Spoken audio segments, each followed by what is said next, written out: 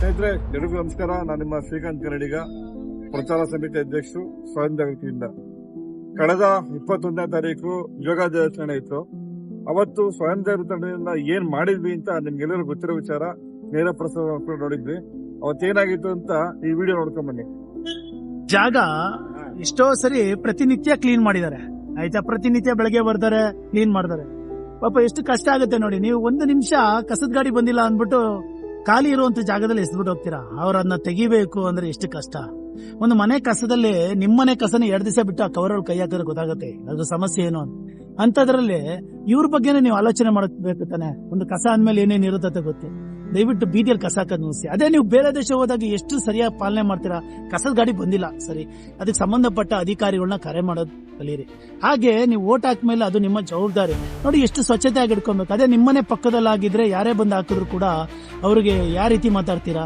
ಅದೇ ನೀವೇ ಹೋಗಿ ಒಂದು ಖಾಲಿ ಜಾಗ ಸಿಕ್ಕಿರೋ ಸಾಕು ಅಂತ ಈ ರೀತಿ ಎಸೆಯೋದ್ರಿಂದ ಎಷ್ಟು ಸಮಸ್ಯೆ ನೋಡಿ. ಇವತ್ತಿನ ದಿವಸ ಬಂದ್ಬಿಟ್ಟು ಬೆಳಗ್ಗೆನೆ ನೋಡಿ ಎಲ್ಲ ಸ್ವಚ್ಛತೆ ಮಾಡ್ತಾ ಇದ್ದಾರೆ. ಒಂದೇ ಕಡೆ ನೋಡಿ ಎಷ್ಟು ಜನ ಮಾಡಿದ್ದಾರೆ. ಇಲ್ಲಿ ನೋಡಿ, ಇಲ್ಲಿ ಕಸ ಹಾಕೋ ಜಾಗ ಅಂದ್ಬಿಟ್ಟು ಪ್ರತಿಯೊಬ್ರು ಇಲ್ಲಿ ಬಂದು ಕಸ ಹಾಕ್ತಾ ಇದ್ದಾರೆ.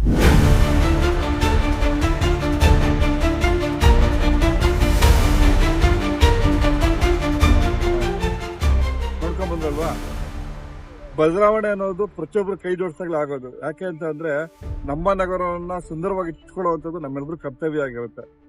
ಅದಕ್ಕೆ ಉದಾಹರಣೆ ಅಂತಂದ್ರೆ ಈ ನಾವು ಮಾಡಿರುವಂತ ಒಂದು ಕಾರ್ಯ ನಿಮಗೆ ತೋರಿಸ್ತೀನಿ. ಈ ಬೋರ್ಡ್ ಅನ್ನು ಹಾಕಿದ್ವಿ ಅವತ್ತು.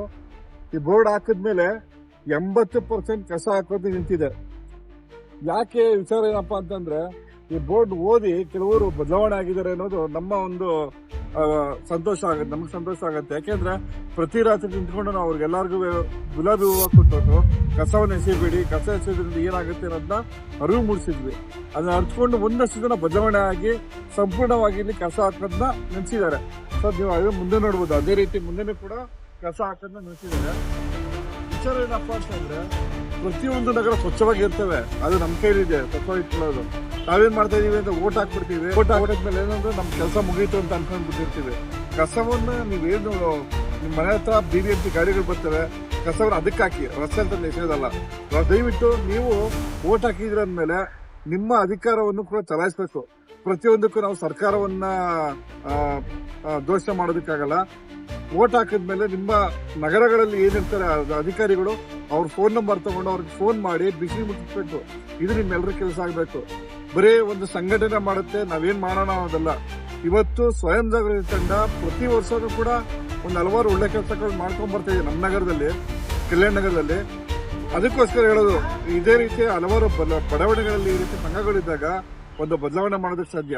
ಇನ್ನೊಂದು ಮುಖ್ಯವಾದ ವಿಚಾರ, ನಾನು ನಮ್ಮ ಶಾಸಕರಾದ ಪ್ರಿಯಕೃಷ್ಣ ಬಿಳಿಯಲು ಒಂದು ಮನವಿ ಮಾಡ್ಕೊಳ್ತಾ ಇದೀವಿ ಸ್ವಯಂ ತಂಡದಿಂದ. ಏನಪ್ಪಾ ಅಂತ ನಾನು ಹಿಂದೆ ನೋಡ್ಬೋದು, ನೀವು ಮೂತ್ರ ವಿಸರ್ಜನೆ ಮಾಡ್ತಾ ಇದ್ರು ಒಬ್ಬ ಚಾಲಕರು. ಅವರು ಇಷ್ಟು ಸುತ್ತಾಡ್ಕೊಂಡ್ ಬಂದಿರ್ತಾರೆ, ಇಲ್ಲೆಲ್ಲೂ ಟಾಯ್ಲೆಟ್ ಇರಲಿಲ್ಲ. ನಾವು ಹೇಳುವಂತದ್ದು, ನಮ್ಮ ಕಲ್ಯಾಣ ನಗರ ಸೇತುವೆ ಬಳಿ ದಯವಿಟ್ಟು ನಮ್ಗೆ ಶೌಚಾಲಯವನ್ನ ನಿಮ್ಮ ಅನುದಾನದ ಅಡಿಯಲ್ಲಿ ನಿರ್ಮಾಣ ಮಾಡಕ್ ಕೊಟ್ರೆ ತುಂಬಾ ಜನಕ್ಕೆ ಹೆಲ್ಪ್ ಆಗುತ್ತೆ. ಯಾಕೆಂದ್ರೆ ನೀವು ನೋಡ್ಬೋದು, ಈಗ ರಸ್ತೆ ಇರ್ಬೋದು, ಆ ರಸ್ತೆಗಳಲ್ಲಿ ನಿಮ್ಗೆ ಹೆಣ್ಮಕ್ಳುಗಳು ಈ ಸಾಯಂಕಾಲ ಗಾರ್ಮೆಂಟ್ಸ್ ಬಿಟ್ಟಾಗ ಹೆಣ್ಮಕ್ಳುಗಳು ಓಡ್ತಾ ಇರ್ತಾರೆ. ಸೊ ಅದನ್ನ ಒಂದು ಶೌಚಾಲಯ ನಿರ್ಮಾಣ ಮಾಡಕ್ ಕೊಟ್ರೆ ಎಲ್ರಿಗೂ ಒಳ್ಳೇದಾಗುತ್ತೆ ಅಂತ ಈ ಮೂಲಕ ನಿಮ್ಗೆ ಮನವಿ ಮಾಡ್ಕೊಳ್ತೀವಿ.